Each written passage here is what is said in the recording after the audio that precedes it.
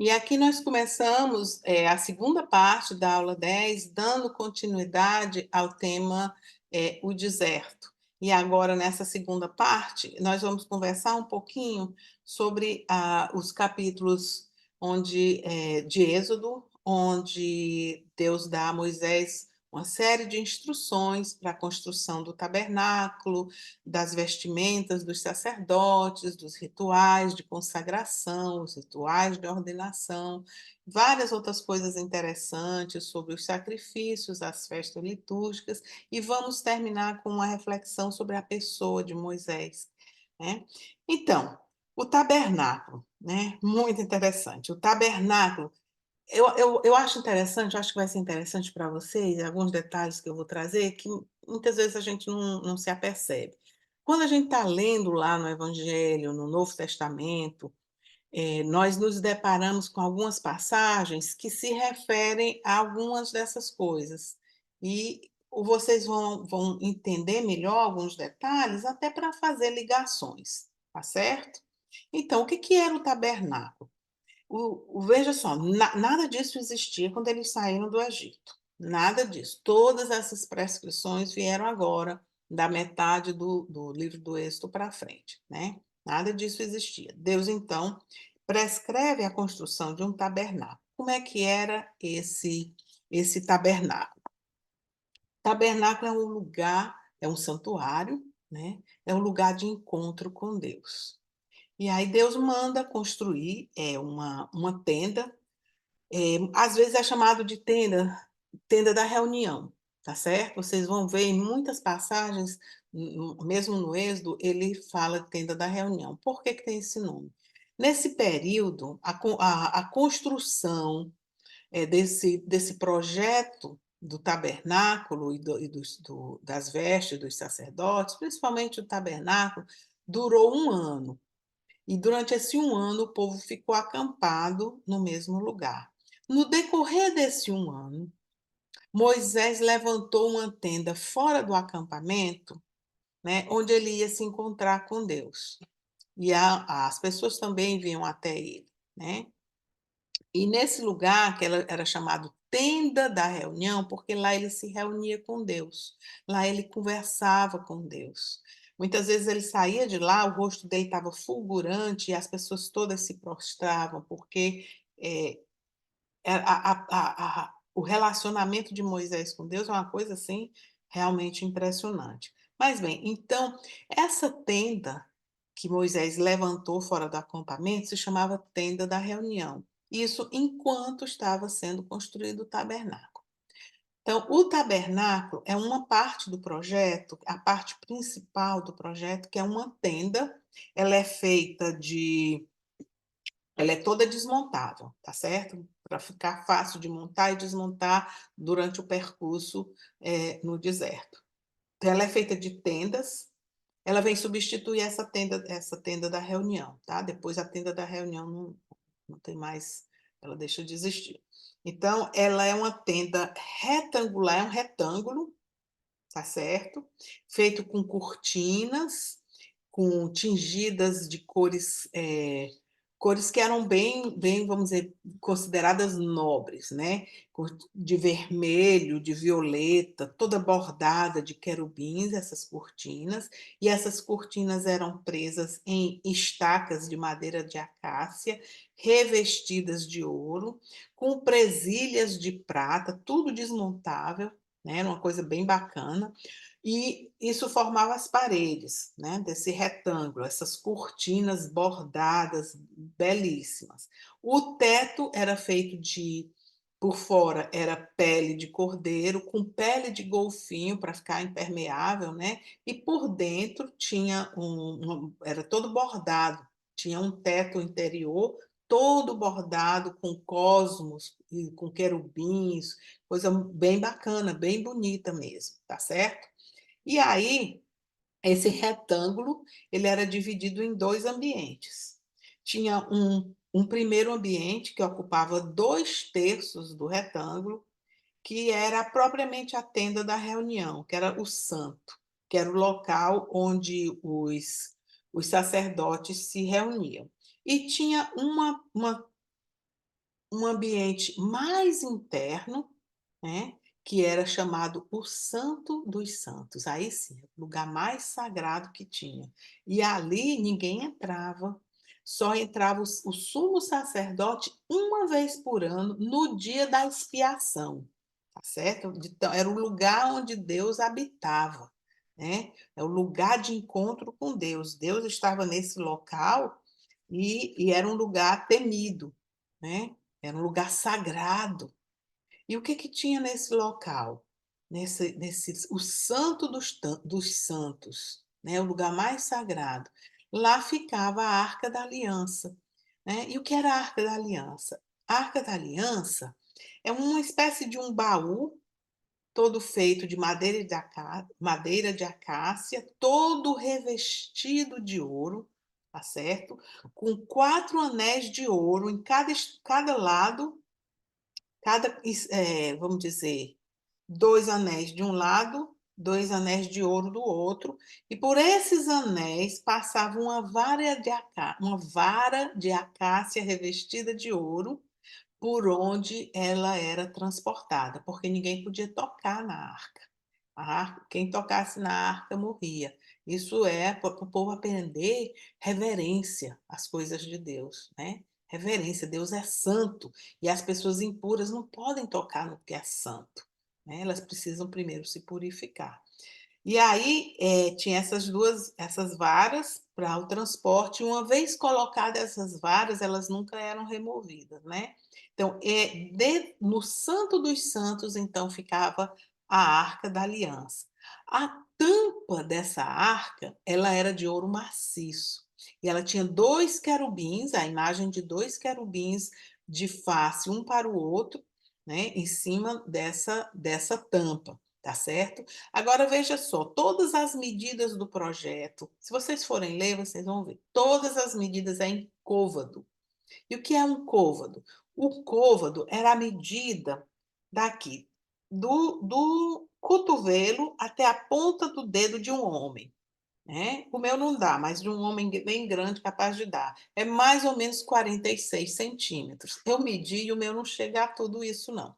Mas era mais ou menos 46 centímetros e não tinha muita precisão, tá certo?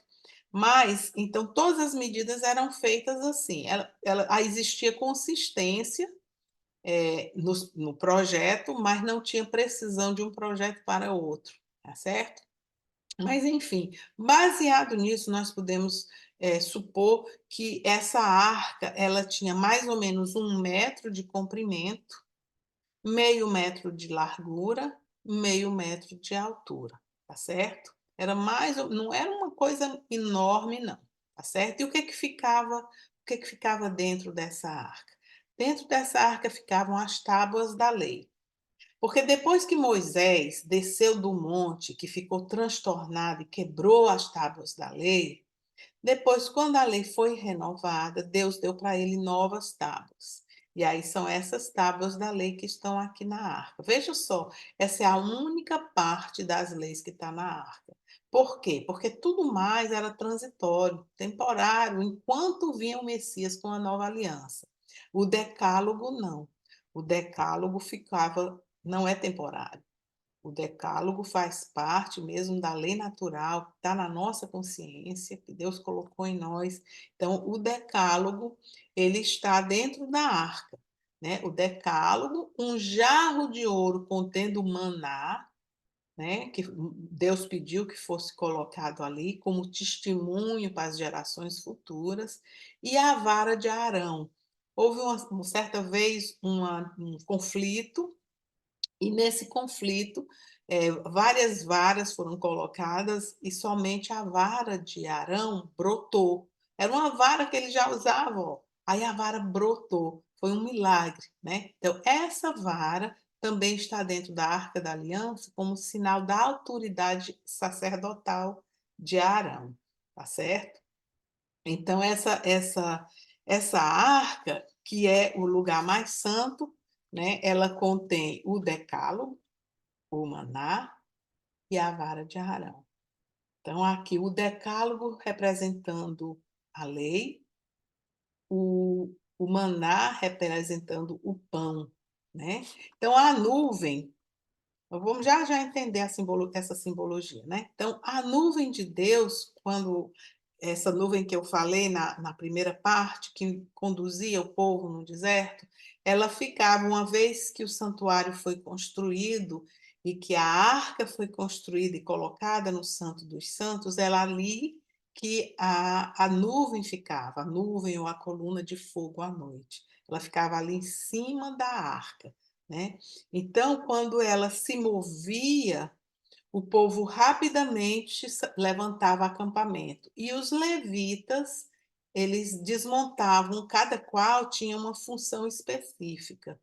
Não era uma coisa maluca, não. Eles sabiam exatamente o que fazer e faziam sempre aquela mesma coisa. Então, eles já tinham toda uma experiência de rapidamente desmontar e remontar o acampamento, tá certo? Quando a nuvem parava num lugar, ali eles montavam um acampamento, colocavam a Arca da Aliança, montavam o tabernáculo e ali eles ficavam. Se a nuvem ficasse parada 1 mês, 2 meses, o tempo que ficasse, eles ficavam. Na hora que a nuvem se levantava, rapidamente o acampamento era levantado e seguia a nuvem.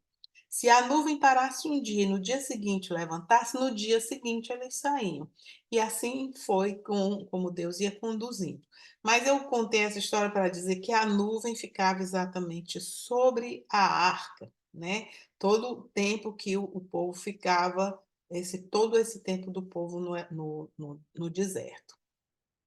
Então, essa arca, nas batalhas, e vão haver batalhas mais para frente, né, vão haver várias batalhas que nós vamos conversar, a arca era carregada à frente, né, era transportada pelos levitas responsáveis de transportar a arca, segurando pelas varas, ela ia à frente, porque Deus ia à frente nos combates, né? Depois que eles entraram em Canaã, eu estou só agora adiantando a história, tá certo? Isso aqui já não é mais no deserto. Depois que eles entraram na Terra Prometida, a arca esteve em alguns lugares até que Davi, o rei Davi, se mudou para Jerusalém e trouxe a arca para Jerusalém. Jerusalém passou a ser a capital, né? E aí a arca veio para Jerusalém e o seu filho Salomão construiu um templo. Isso foi 480 anos depois que o povo saiu do Egito. O rei Salomão construiu um grande templo, seguindo o mesmo projeto, só que em proporções bem maiores, né, com muito mais, uma coisa bem mais grandiosa, mas seguindo mais ou menos o mesmo projeto. E nesse mesmo projeto tinha o tabernáculo, tinha o Santo dos Santos, e ali no Santo dos Santos, construído de pedra, ali foi colocada a arca, tá certo? E ela ficou ali durante 400 anos, nesse templo, até que os babilônios vieram e destruíram tudo. Houve uma grande, isso faz parte dos próximos capítulos. Mas diz, né, nós sabemos assim pela Bíblia que Jeremias muito provavelmente pegou a arca e escondeu para os babilônios não levarem. E essa arca até hoje ninguém sabe onde é que ela está. Ela foi escondida, mas também a Bíblia nos diz que ela vai reaparecer. E, de fato, quando você lê o Apocalipse, você vê que a arca reaparece. Lá no Apocalipse ela está. Então, nós não sabemos, não se sabe onde está a arca, sabe-se que ela foi escondida. Muito provavelmente o profeta Jeremias escondeu ela numa caverna e essa caverna nunca foi identificada, tá certo? Mas, bom, e o que é que simboliza, qual é a simbologia dessa arca, né? Veja só, não precisa falar muito. Tem a lei e tem o maná. Simboliza o quê? Senão o próprio Cristo, né? Que é a nova aliança, a nova lei, né? Que é a lei do amor e que é o pão, o verdadeiro pão da vida. Então, Jesus Cristo é essa arca, né? Mas a simbologia que eu acho mais bonita é outra, que engloba essa, engloba Cristo como sendo a nova aliança e o pão da vida, a Eucaristia, o novo maná, mas ela engloba isso, mas de uma maneira ainda mais bonita. Quando nós rezamos a ladainha de Nossa Senhora, uma das invocações é que ela é a Arca da Aliança. Por quê?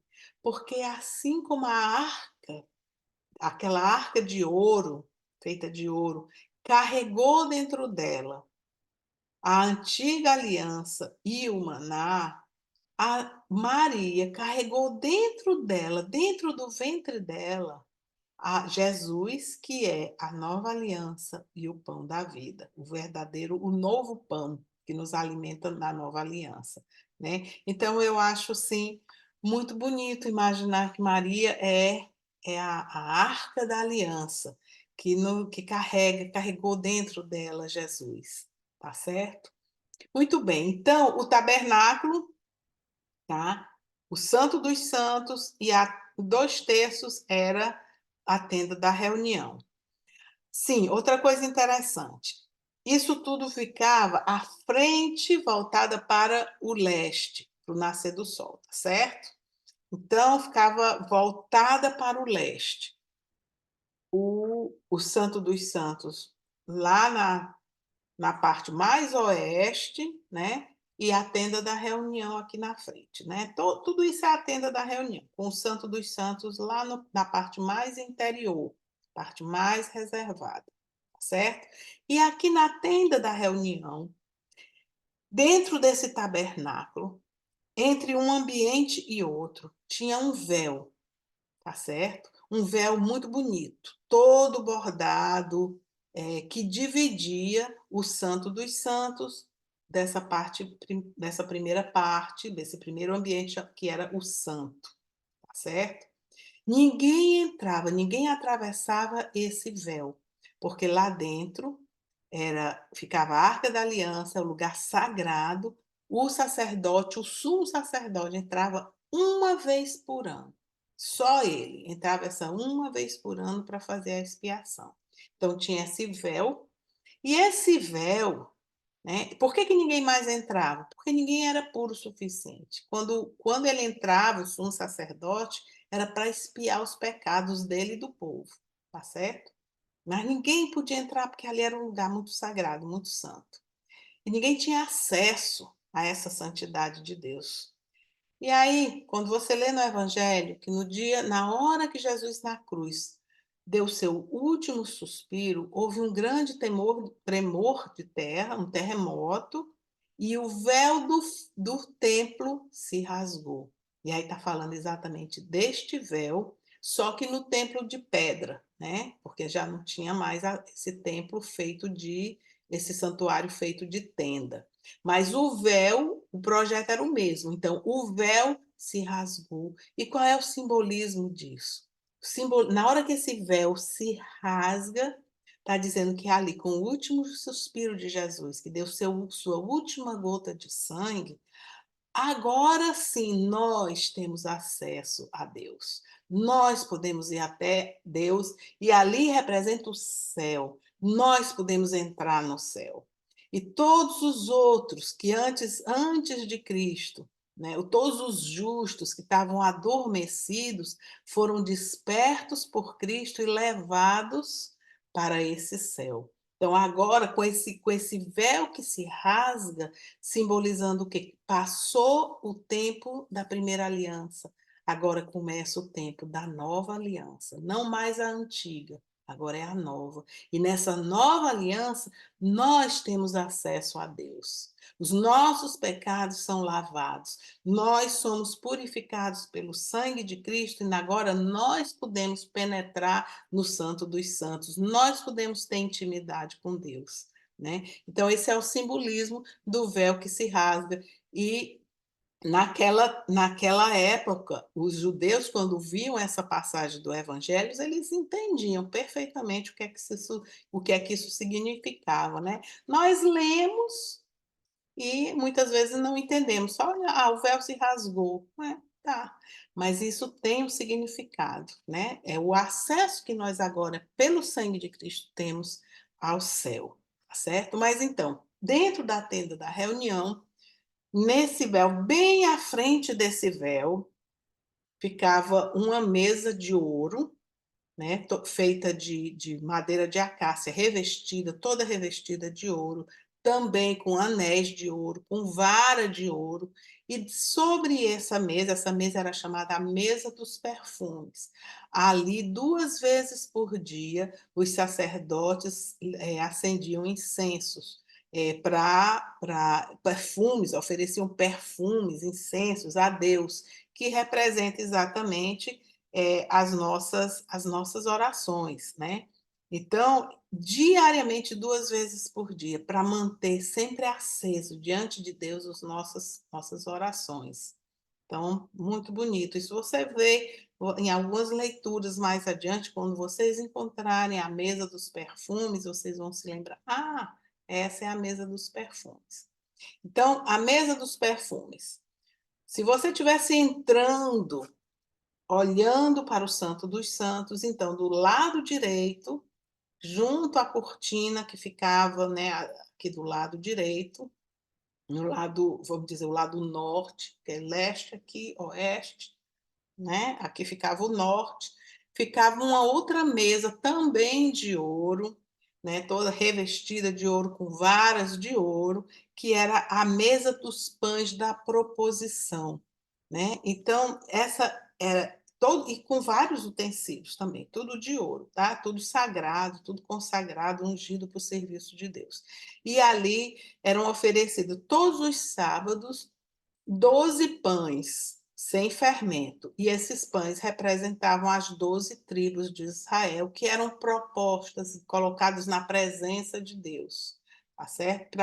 Era com um sinal da aliança entre o povo e Deus, eram colocados ali, todo sábado. E aí, quando era uma semana depois, que aqueles pães, trazia pães frescos para colocar, os sacerdotes se reuniam ali e consumiam os pães da semana anterior, porque eram pães consagrados, santos, não podiam ser colocados no lixo ou dado, não podia se desfazer de qualquer jeito. Então, eles tinham essa refeição sagrada, né? Eles consumiam esse pão e colocavam novos pães frescos também, de acordo com as prescrições. Tinha a receita, tudo bonitinho, tá certo? Não era de qualquer jeito, não era pão qualquer, não.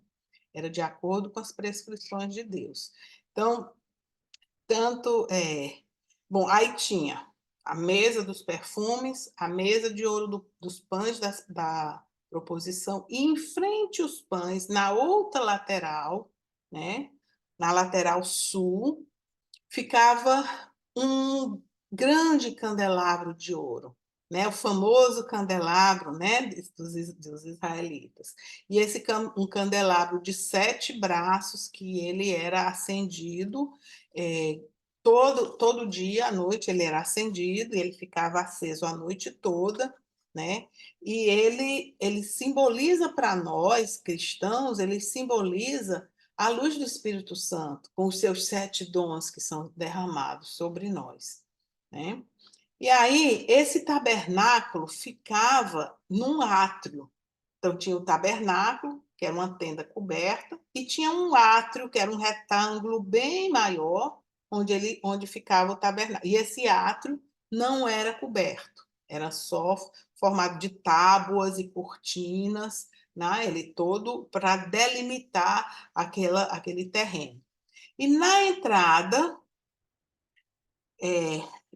ficava o altar dos sacrifícios, que era também de madeira de acácia, só que revestido todo de bronze, ele era oco, todo revestido de bronze, e tinha uma grelha toda de bronze em cima, onde era colocado ali os animais para o sacrifício, tá certo? E tinha as facas, os garfos, todos os utensílios, tudo consagrado e feito de bronze, tá certo? E aí, entre o altar dos sacrifícios e o tabernáculo, bem no meio entre uma coisa e outra, ficava uma grande bacia de bronze, né, sobre um pedestal, e ali os levitas mantinham sempre com água, que era a água que os sacerdotes usavam para se purificar. Cada vez que eles entravam no tabernáculo, eles tinham que lavar os pés e as mãos. era uma purificação, era um simbolismo de que o sacerdote, quando se coloca diante de Deus, ele tem que estar puro, né? Então, muitas coisas dessas prescrições, nós vemos ainda hoje em dia, nós vemos muita coisa nas vestes dos sacerdotes, alguns rituais nós vemos ainda coisas que remontam a isso, né? Então, o sacerdote na missa, ele antes da consagração, ele lava as mãos. Vocês já devem ter observado isso, né? Que é um sinal de eles para se apresentar diante de Deus com as mãos limpas, purificadas, né? Então, aí vocês vão perguntar assim, como é que eles arranjaram esses materiais e como foi que eles construíram? Quem construiu isso tudo, né? Tão bonito, tão magnífico, tão bem feito, é, com essas presilhas, com todas essas coisas. A do átrio era todo de bronze, sabe? Com presilhas de prata. Era tudo muito bacana mesmo, sabe? Muito lindo. Devia ser uma coisa magnífica de você olhar, né? Então, vocês vão se lembrar que quando o povo saiu do Egito, Deus disse assim para eles, deixa eu pegar, melhor quando pega aqui, no capítulo 11, vou ver aqui, Êxodo 11, é bem fácil de entender quando a gente lê, né? Capítulo 11, bem no versículo 2, Deus diz assim, dirás ao povo, isso é Deus instruindo Moisés, para Moisés instruir o povo na preparação da Páscoa, né? Já nos dias assim, que ele, quando ia sair, eles iam ser pouco antes da 10ª praga, quando ia acontecer a Páscoa. Aí ele diz assim: dirás ao povo que cada homem peça ao seu vizinho, cada mulher à sua vizinha, objetos de prata e de ouro, né? O Senhor fez que o povo ganhasse o favor dos egípcios. Então, o povo saiu do Egito carregando ouro, prata, bronze, muitas coisas que eles vinham carregando, e eles voluntariamente ofereceram isso para a construção do santuário.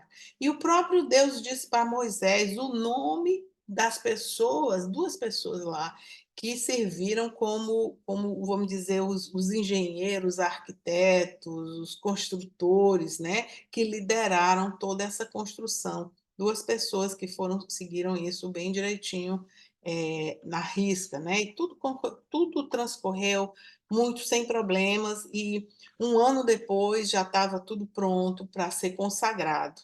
As vestes do sacerdote também, foi tudo prescrito, né? Então, os sacerdotes, eles vestiam, interessante, porque eles estavam ali representante do povo diante de Deus, tinha que ser uma coisa também muito bonita. Então, eles tinham uma túnica, e sobre essa túnica tinha uma vestimenta, uma veste que se chama éfode. E nesse éfode tinha um peitoral, o peitoral do éfode, né? Que tinha 12 pedras preciosas, 12 pedras preciosas diferentes, cada uma com o nome de uma tribo. Eram 3 fileiras com 4 pedras preciosas sobre o peito do sacerdote, tá certo? E tinha as correntinhas de ouro com 2 pedras de ônix de um lado e do outro. De um lado, o nome de 6 tribos gravadas na pedra, e do outro lado, outros o nome das outras 6 tribos gravadas na pedra, 2 pedras, uma no ombro e a outra no outro, né? E essa era a roupa que o sacerdote se vestia quando nas funções litúrgicas, tá certo? Exceto no dia da expiação, que aí ele ia mais desnudado, né? Mas essa era a roupa que ele usava nas funções litúrgicas. E esse peitoral, ele tinha também tinha um cinto e tinha um turbante com placas de ouro. Era um negócio bem bacana. Mas o que me chama mais atenção é esse peitoral e essas pedras no ombro. As pedras no ombro, o nome das tribos, elas simbolizam os pecados do povo, que o sacerdote carrega. Ele é aquele que carrega os pecados do povo para diante, e vai para diante de Deus carregando o pecado do povo. Né? Então, ele carrega nos ombros isso. E no peito, o nome das tribos, nessas pedras preciosas no peito, representa, essa daqui representa a justiça nos ombros, né? O pecado do povo pedindo a justiça de Deus. E aqui no peito, junto do coração, é a misericórdia. Né? É o sacerdote lembrando a Deus, apresentando junto do coração essas tribos que Deus tanto ama, que Deus sempre tem a misericórdia desse povo. Né? Então, é o perdão, né? Simboliza a misericórdia, simboliza o perdão, que é aqui perto do peito, do coração. Né? Então, essas vestes, quando elas ficaram prontas, teve todo um ritual, tudo foi consagrado e teve o ritual de ordenação dos sacerdotes, né? Negócio bem bonito, bem bacana. E aí a gente se pergunta assim, qual é a função do sacerdote? A principal, pode ter várias funções, mas qual é a principal? O que é que faz um sacerdote ser sacerdote? O sacerdote é um ministro, certo? Que oferece sacrifícios a Deus em nome do povo. Isso é o que ele faz, é a missão principal dele, que ninguém mais pode fazer por ele. E o sacerdote cristão, ele da mesma forma, a função principal dele é rezar a missa, porque na missa é quando ele está oferecendo ao Pai o sacrifício de Cristo. Ele ali, no lugar de Cristo e no lugar da gente também, por nós, na pessoa de Cristo, oferecendo ao Pai o sacrifício que é a Eucaristia. Então, essa é a coisa principal que ele faz. Ele pode fazer muitas outras funções e muitas outras coisas que ele faz que outros líderes religiosos, leigos ou não, podem fazer. Trabalhar pela justiça social, trabalhar com projetos, muitas coisas bonitas, honráveis, belas, nobres. Mas o que faz dele sacerdote, a função principal é essa, é rezar a missa. Então, um padre que reza uma boa missa, que coloca todo o seu coração ali, ele está fazendo, ele está cumprindo aquilo que ele foi chamado a fazer, né? Aquilo que ele é chamado a ser, tá certo? Então, os sacerdotes foram ordenados lá por Moisés para oferecer sacrifício. Como eu disse, foram muitos sacrifícios. Né? Antes, os sacrifícios eles não eram regulamentados, eles eram livres. Né? Abraão, Isaac, Jacó, eles ofereciam os sacrifícios de forma livre. Agora, né, os sacrifícios foram regulamentados e tem vários sacrifícios que foram prescritos. 5, os principais são os holocaustos, né, as oblações, os sacrifícios pacíficos, os sacrifícios pelo pecado e os sacrifícios de reparação. Esses são os principais. O holocausto era um sacrifício de animal, né? Eram feitos 2 sacrifícios por dia. Olha só, dá para imaginar uma coisa dessa? Né? Eram 2 holocaustos feitos diariamente, obrigatoriamente, tá certo? Além de ser oferecido também nas festas litúrgicas, né? As oblações não eram sacrifícios de animais, eram pães, tortas feitas de cereais, trigo, cevada, que eram oferecidos a Deus. Geralmente, eles acompanhavam sacrifícios de animais, né?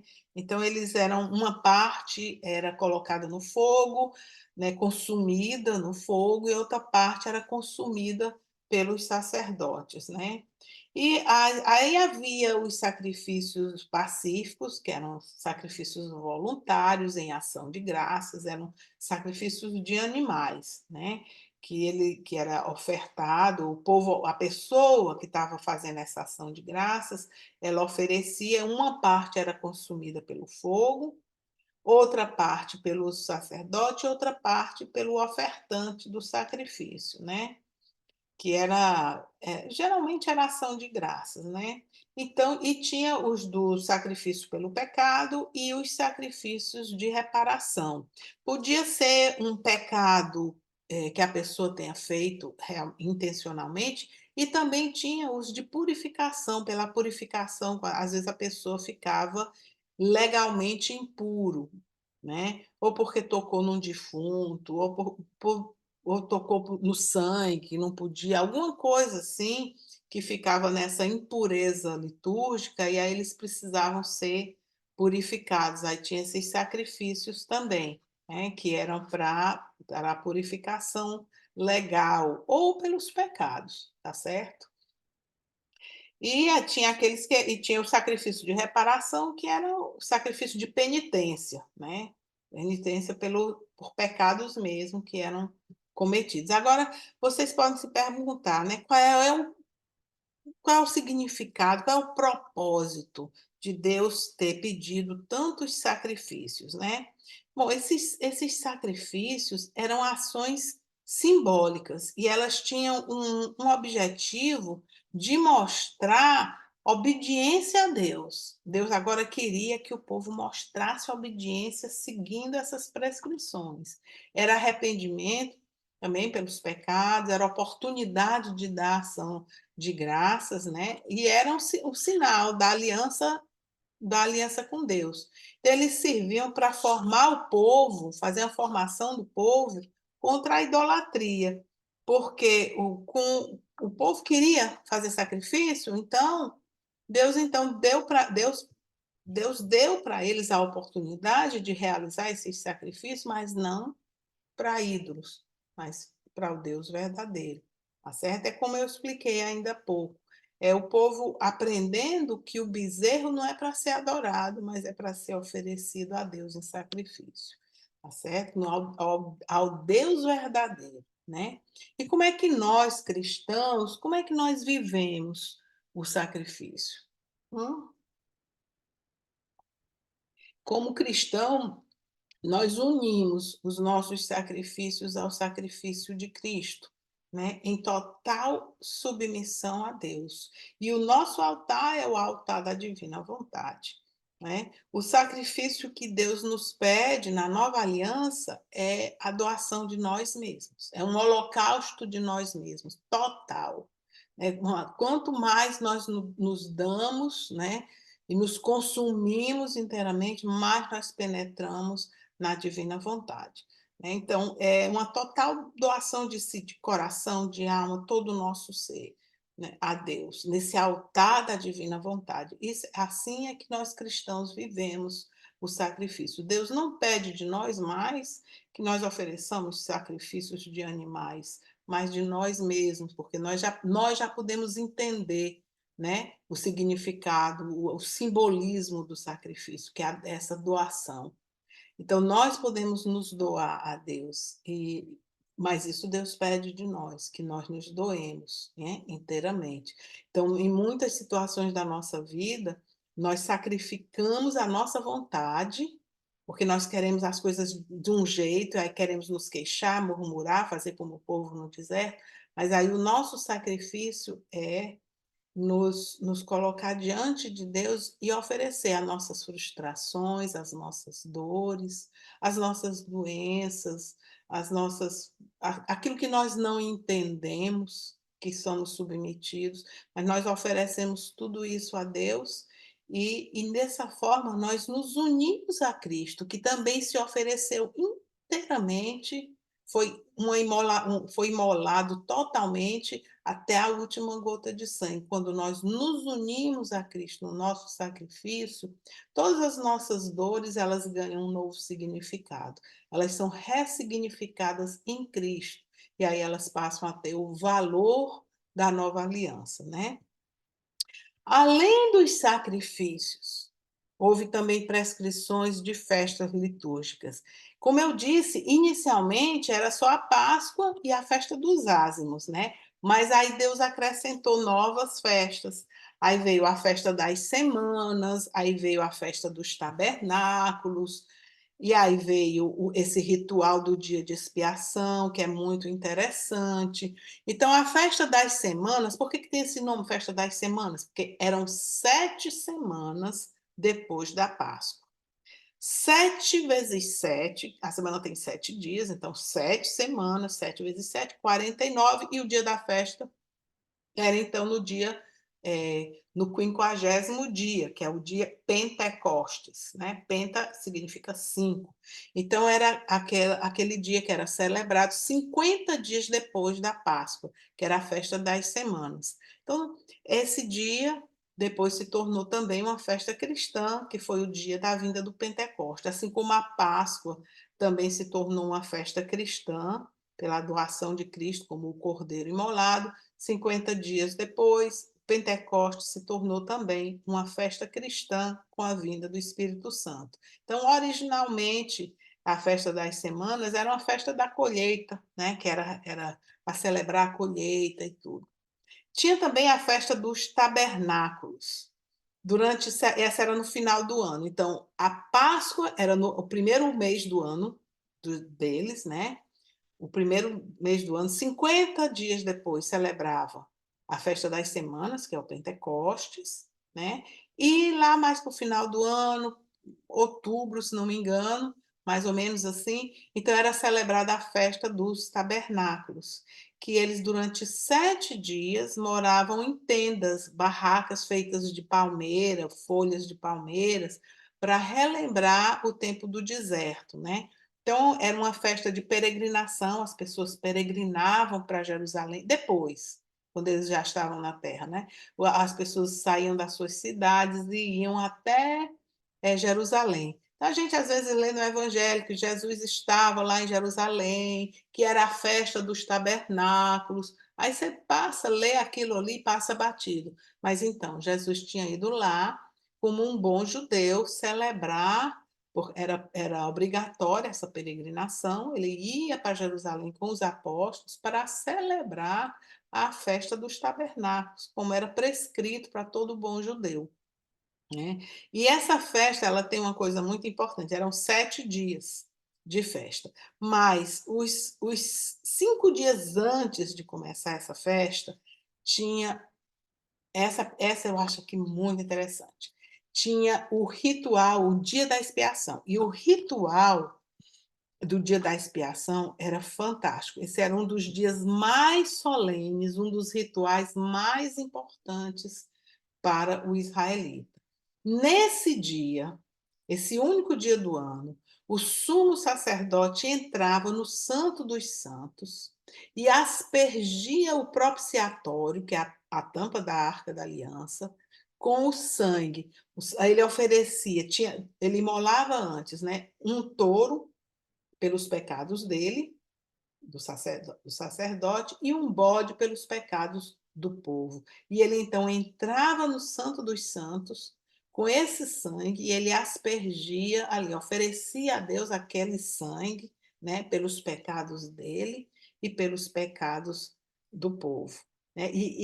Esse era um ritual de renovação anual da antiga aliança, porque essa aliança era imperfeita. Se ela era imperfeita, ela precisava ser renovada. Todo ano tinha que ser renovado, né? Depois o sacerdote, enquanto ele estava ali, o povo todo ficava do lado de fora prostrado. Era uma coisa muito solene, né? Depois ele saía dali, tinha várias coisas, eu vou só contando só algumas.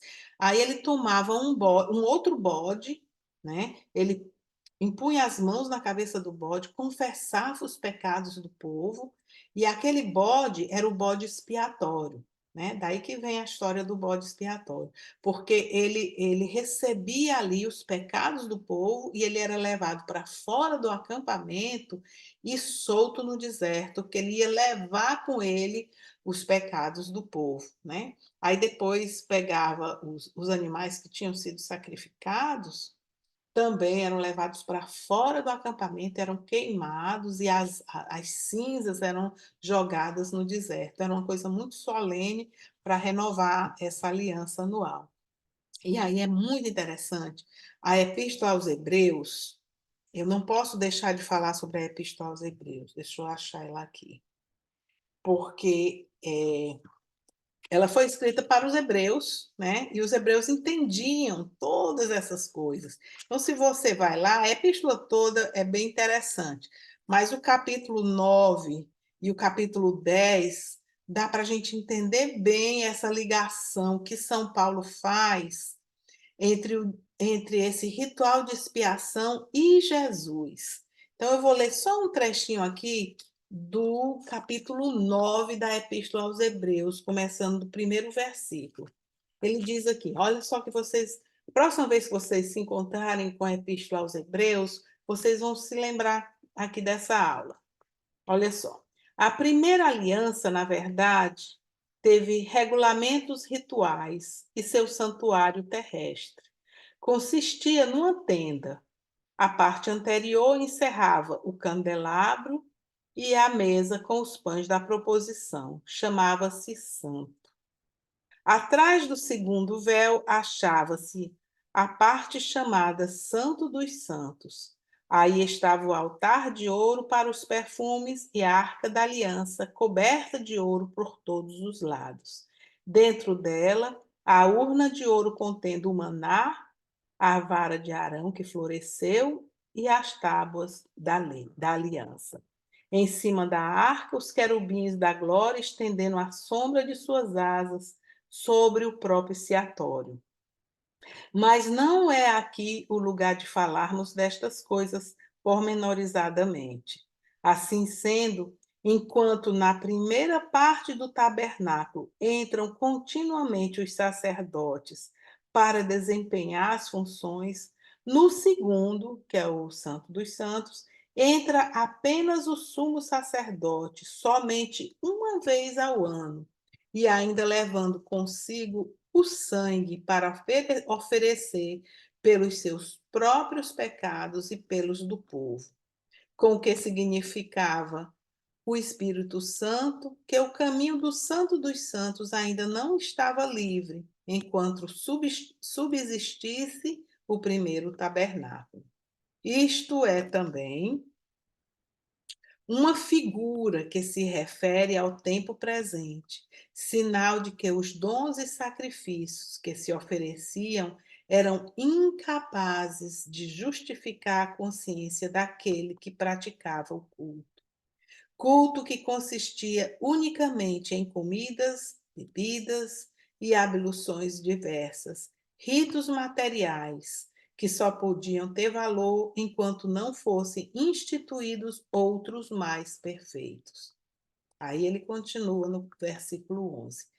Porém, já veio Cristo, sumo sacerdote dos bens vindouros, e através de um tabernáculo mais excelente e mais perfeito, não construído por mãos humanas, isto é, não deste mundo, sem levar consigo o sangue de carneiros ou novilhos, mas com o seu próprio sangue, entrou de uma vez por todas no santuário, adquirindo-nos uma redenção eterna.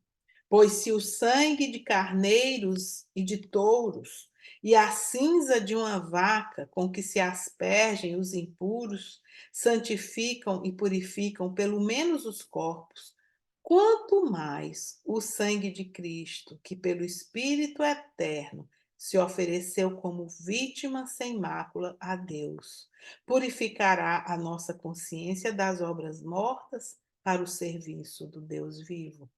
Então, ele aqui está falando fazendo essa ligação que o sumo sacerdote da antiga aliança fazia, Cristo fez, né? E ele não entrou num tabernáculo qualquer, mas o próprio corpo de Cristo é o tabernáculo, né? Só um detalhe aqui, ele fala que a mesa dos perfumes ficava dentro do Santo dos Santos. Todas as passagens do Êxodo, do Número, todas colocam a mesa dos perfumes do lado de fora. E até porque tinha que acender o incenso 2 vezes por dia e ninguém podia entrar no Santo dos Santos. Quando ele fala aqui, é que possivelmente no dia da expiação, quando nesse um dia, quando o sumo sacerdote entrava no Santo dos Santos, talvez ele levasse à mesa, talvez ele levasse perfumes para oferecer a Deus. Por isso que ele coloca aqui dessa maneira, né? Mas, na verdade, a mesa dos perfumes ela ficava na entrada, bem junto ao véu, né, que ia para o Santo dos Santos. Mas isso é um detalhe só para que vocês não se confundam. O importante, assim, de eu ter lido essa passagem é para ver como São Paulo faz direitinho essa ligação, né, do dia da expiação que se repetia todo ano com a expiação de Cristo uma vez por todas, por toda a humanidade, tá certo? Então é só um trechinho para vocês tomarem gosto e quem sabe lerem depois toda a epístola aos Hebreus, tomando gosto por essas coisas, tá certo? Bom, o livro do Êxodo termina no capítulo 40 com a construção de todo esse projeto de Deus, tá certo? Aí depois nós temos o livro do Levítico, né, que é o livro do Levítico é o terceiro livro do Pentateuco. Vocês lembram o Pentateuco? Gênesis, nós passamos por ele. Êxodo, acabamos de passar por ele. O terceiro livro é o livro do Levítico. Esse livro é uma espécie de adendo do livro do Êxodo, tá certo? Ele foi escrito em função da renovação da aliança com o acréscimo de novas leis. Então, esse livro é uma coleção de leis que regulam os sacrifícios, os rituais de purificação, o ritual do dia da expiação, os códigos de pureza. São todas as leis que dizem respeito à prática religiosa. Então, Levítico significa relativo aos levitas, que era o livro que os levitas usavam para se instruir e instruir as pessoas também a respeito da aliança, de como fazer as coisas. Então, todas essas leis são leis ou são relativas às responsabilidades aliás, elas eram leis, são leis relativas às responsabilidades dos sacerdotes, né, como mediadores entre Deus e o povo. Então, para o cristão, esse livro, ele significa justamente assim como esse livro busca essa pureza, né? Para nós, ela aponta para nós a busca pela santidade. Todas essas prescrições de busca de pureza, elas para nós significam, simbolizam a busca de santidade, todo o esforço. E o esforço não é menor, porque é um esforço interior e é muito, às vezes, muito mais difícil. Então, todo o esforço, todo o empenho que nós devemos, como cristãos, colocar na busca de santidade, né? Nós sabemos que vivemos nesse mundo, mas não somos desse mundo. Nós não podemos estar acomodados, ajustados a esse mundo, mas vivendo para Deus numa outra escala, né? Numa outra dimensão.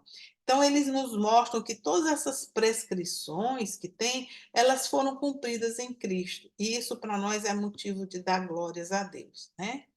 Então, Gênesis, Êxodo. Levítico é esse que eu acabei de falar, são várias prescrições, né, um adendo pela renovação da aliança. O quarto livro do Pentateuco é o livro dos Números. Esse livro é o que vai contar toda a história do povo nos 40 anos do deserto, tá certo? Muitas das coisas que nós falamos aqui, é, nós vimos, né, no livro nós tiramos do livro dos Números, mas ele vai não só ele continua a história do Êxodo, né, conta um pouco sobre a história do deserto e vai até, até a chegada na Terra Prometida. Então, o livro dos Números continua a história do Êxodo, contando a caminhada no deserto até chegar às portas da Terra Prometida. Então, ela conta essa peregrinação. Isso é o livro dos Números. Por que que ele tem esse nome de números? Porque ele começa fazendo um recenseamento do povo, né? Então, começa com vários números, que é o recenseamento. E depois, antes do final do livro, tem um segundo recenseamento. Então, daí ele ganhou esse nome de livro dos números, por causa dos recenseamentos. Mas, na verdade, é uma continuação do Êxodo, contando a história no deserto, até chegar nas portas da terra prometida, né? Então, o povo viveu 40 anos no deserto, do ano 1446 a.C. até o ano 1406, né? Então, tem vários episódios interessantes, né, no livro dos Números. Ele vai contar sobre os homens que estavam aptos para o serviço militar, para fazer o recenseamento, né? Ele vai tem várias maneiras como Deus foi instruindo o povo, por cada tribo, como que eles iam marchar, por onde eles iam, tudo isso, né? Até chegar em Canaã. E a gente vai ver a história sempre se repetindo no caminho, né? O livro dos Números mostra isso com muita clareza. O povo continuava sempre era murmurando, sempre se rebelando, Moisés intercedendo, era sempre esse mesmo padrão se repetindo. Eles não aprendiam a confiar, não aprendiam a se desvencilhar dos seus medos, não aprendiam a ser livres para se deixar conduzir pela proteção de Deus.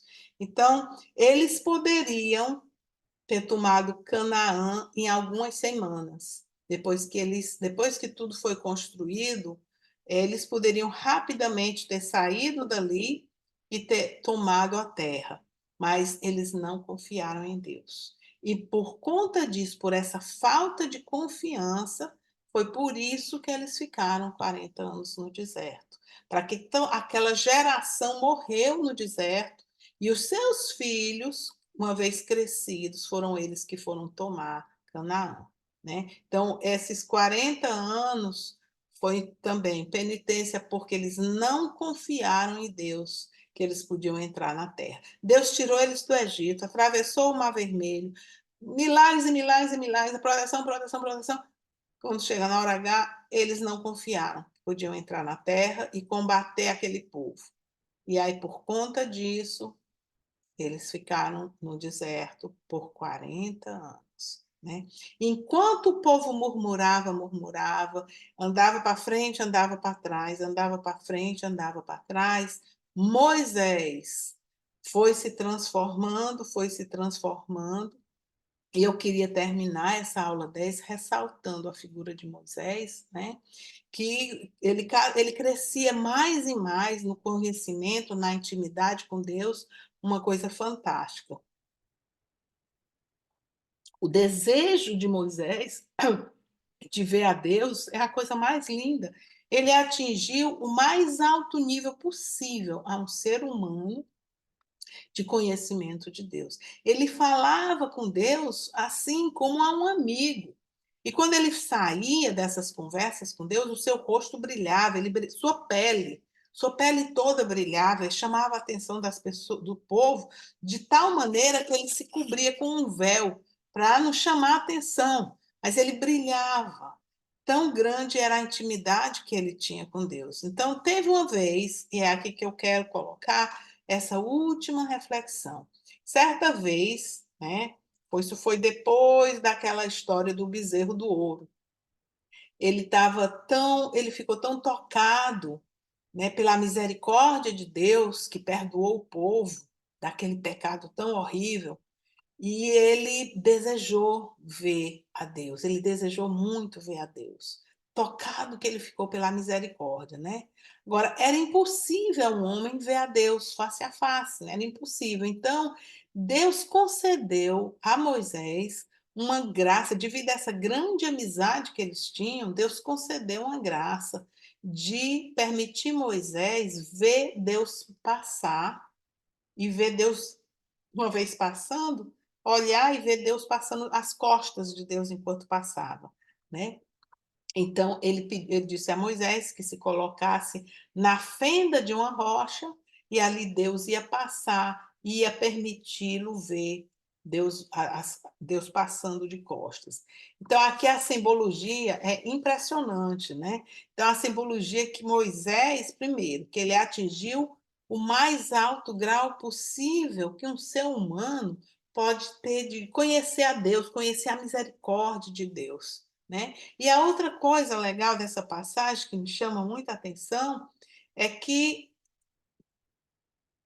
nós podemos contemplar Deus hoje. Podemos contemplar a face de Cristo. Quando nós vemos o sudário, quando nós podemos. Por quê? Porque Deus agora tem uma face humana, né, que se mostra, que é Cristo, né. Mas essa fenda da rocha, aonde que fenda da rocha é essa?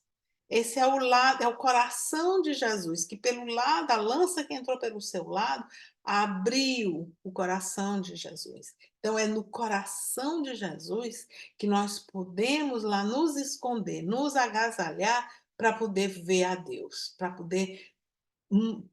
poder contemplar Deus que passa por nós, né. Então nós podemos ver Deus passando de costa quando nós nos, aconchegamos dentro da fenda da rocha, que é o coração de Jesus, dentro desse coração de Jesus que foi, lançado, né, que é o sagrado coração de Jesus, ferido por nós.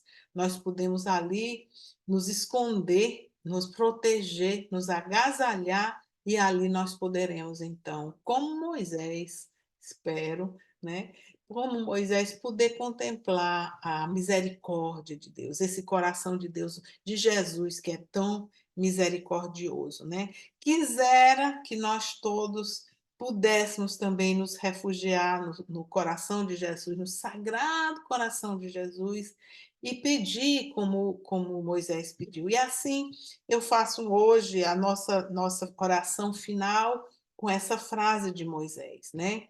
Em nome do Pai, do Filho e do Espírito Santo, Senhor, mostra-me a tua face.